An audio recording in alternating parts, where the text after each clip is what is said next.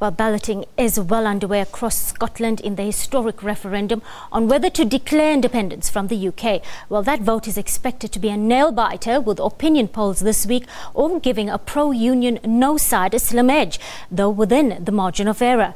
The once-in-a-lifetime vote that could see Scotland gaining independence from the UK after a 307-year-old union. Well, Professor Daryl Glaser is the head of the Department of Political Studies at Wits University, and he joins us now in the studio.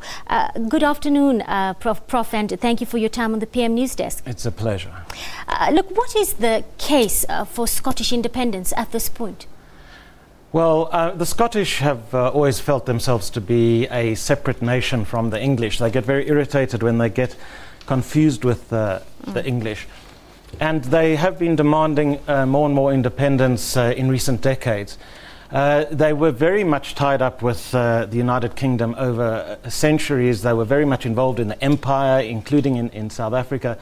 But in recent decades, they've become quite disillusioned with the Union. And the kind of economic shock they experienced during the Thatcher years in the 1980s, when Scotland's great industrial base began to get run down. I think that's something that a lot of Scots have never forgiven the British, and in particular the English, for.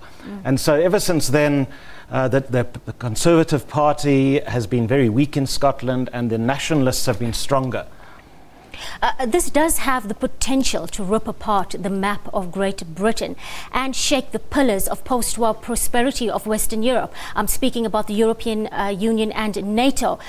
If there is a yes vote and it comes out that way, Scotland will automatically be excluded from NATO and the EU. Will they apply for membership again, do you think? And what are the chances that they will be accepted by alliance members? Well, they will have to reapply. I'm pretty sure that Scotland will apply to become a member of the European Union. Scotland has always been quite keen to emphasize that they're going to maintain good relations with everybody. They're not going to isolate and seclude themselves from the rest of the world. They in fact say that they'll have better relations with the English once they're independent, but they also say that they're going to be part of this larger European Union. Yes. They're going to apply to be part of it. But when it comes to NATO, I think there's going to be a huge debate inside Scotland itself, never mind where NATO will agree, because I think a lot of Scots would actually like an independent Scotland to be less aligned with Western foreign policy than the United Kingdom. And a lot of Scots would want a nuclear-free nation, and right now they have 3 or 4 of the Royal Navy's 4 missile submarines and their thermonuclear warheads parked in the port of Clyde. So this is a potentially strategic and operational headache for the NATO admirals and generals right now, won't you say, Prof?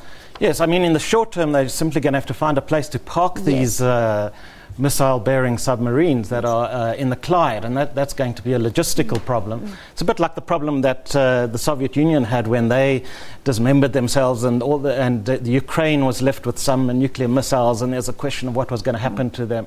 So there'll be all that. There'll be so many different dimensions to untangling the two states. But how much of a hurdle would you say Scotland's nuclear-free stance right now is being allowed back into NATO? How much of a hurdle would it pose to renew the NATO membership? Well, I don't think it would be a fundamental obstacle to NATO membership, because most NATO powers do not, in fact, have a nuclear deterrent.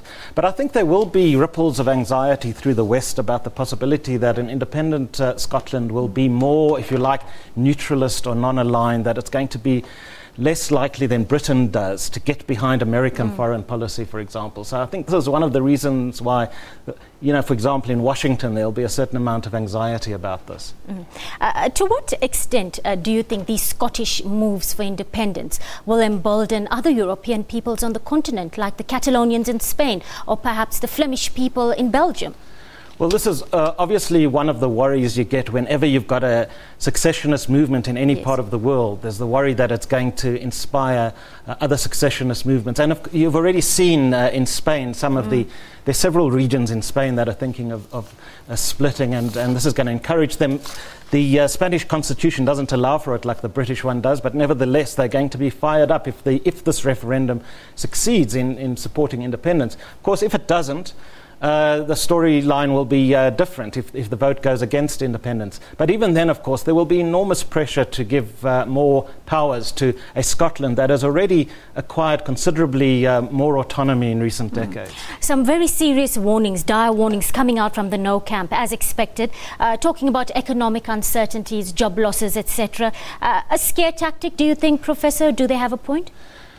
Well, I think it's both a scare tactic and they may have a point. I think part of the problem is that, on the one hand, it's quite possible, we know from Norway, which would be another oil-rich little country, that small countries with lots of oil can be very prosperous. On the other hand, if Scotland doesn't have control over its own currency, if it has to be either part of a pound or sterling union that it can't control, or part of a euro it can't control, it's going to find itself deprived of a lot of economic sovereignty. And we've seen what that meant for countries like Greece and Portugal and Spain.